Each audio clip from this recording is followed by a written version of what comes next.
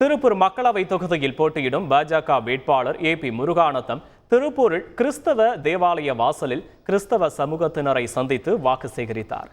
திருப்பூர் குமார் நகர் புனித ஜோசப் கிறிஸ்தவ தேவாலயத்திற்கு வருகை தந்த அவர் ஞாயிறு திருப்பலி முடிந்து வெளியே வந்த கிறிஸ்தவர்களிடம் பாஜகவின் சாதனைகளை எடுத்துக் கூறி வாக்கு சேகரித்தார். அப்போது மூதாட்டி ஒருவர் வேட்பாளர் ஏபி முருகானந்தத்தை ஆசீர்வாதம் செய்தார். தொடர்ந்து தேவாலயத்தில் உள்ள அருட்தந்தையிடமும் ஏபி முருகானந்தம் ஆசி பெற்றார்.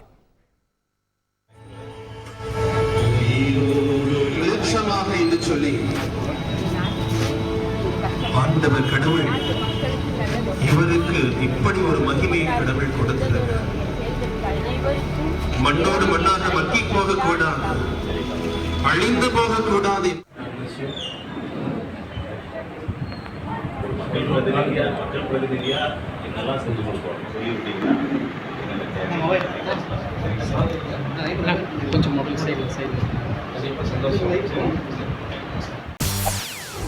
செய்திகளை உடனுக்குடன் தெரிந்து கொள்ள உடனே சப்ஸ்கிரைப் பண்ணுங்க.